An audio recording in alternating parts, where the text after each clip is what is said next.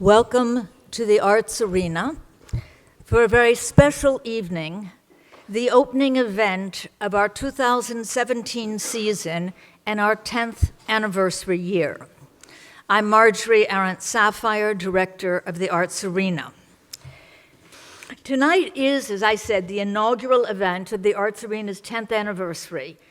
And for that exciting occasion, we have chosen an encounter with principal dancer Friedemann Vogel, and if I may say, principal dance critic Philippe Noisette. Now it is my great pleasure to present to you, first in images, then in conversation, the extraordinary dancer Friedemann Vogel.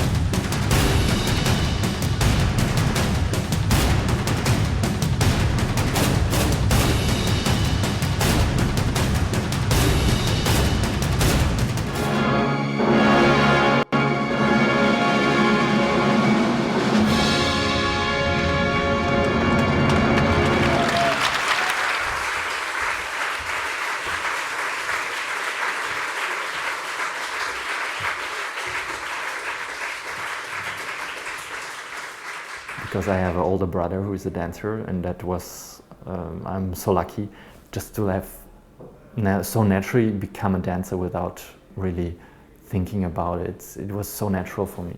What's the difference for you, or is there one, between dancing a narrative ballet and a non-narrative ballet? For me, the most important is that the message comes across to the audience. That's the most important. This doesn't matter if it's in a classical way or in a very contemporary way. For me, it's amazing to dance one night something very contemporary, and then the next night something really classical, a prince in Swan Lake or something, for example. Parlez-nous de comment on rentre dans un rôle qui a déjà été habité par tant de grands danseurs. Est-ce qu'on est vraiment frais quand on rentre dans le boléro? Est-ce qu'on se dit « je suis le premier à le danser » It is something that you cannot imagine until the first time you go onto the table. There's something which comes out of you, which I didn't know of myself. Bolero is something really unique. Every performance is it's the first time. Il y a comme ça une galerie de grandes stars avec lesquelles vous avez dansé. Mm-hmm. Qu'est-ce qui fait qu'il y a un moment une alchimie, que quelque chose se passe?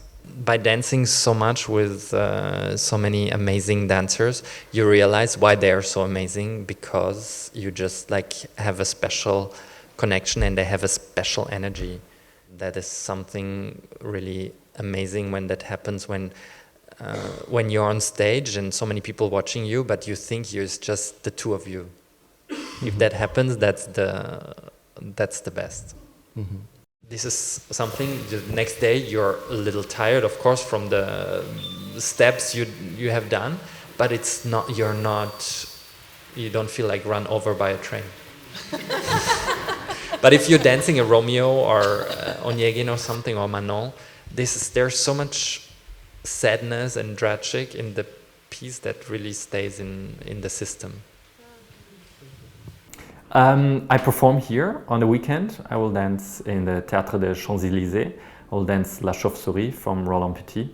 Well, it's always amazing when you dance somewhere where something has been created, because I think there's kind of a spirit in the walls which will always be there forever. So it's really amazing to be in the theater where this ballet has been created and performed for the first time. So that's something really special. Also, when I danced in St. Petersburg, and there's the Sleeping Beauty and all those ballets were created there. So it's such a treasure to dance there.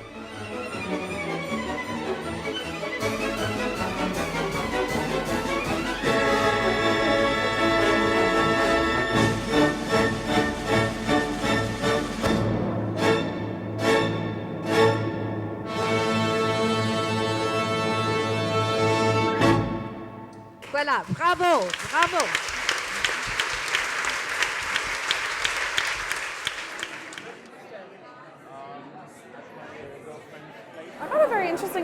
insight into the inner workings of a ballet dancer, particularly a principal ballet dancer. It's really quite fortunate because I don't move in the dance world. I don't really have very much contact with those circles. So to be able to see kind of the thought process, the inner workings, the daily routine, all that kind of insight into the world of ballet is a very unique thing for me.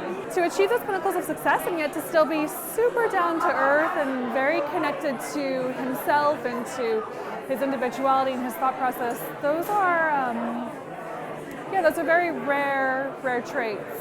J'ai trouvé que c'était quelqu'un de très profond et il disait beaucoup que en fait, ce qui le conduisait dans sa carrière, depuis l'âge de 4 ans, c'était la passion. Donc, j'ai trouvé ça très intéressant, son fil conducteur, c'était que voilà, et l'intensité en fait de chaque moment qu'il vivait, j'ai trouvé ça très porteur.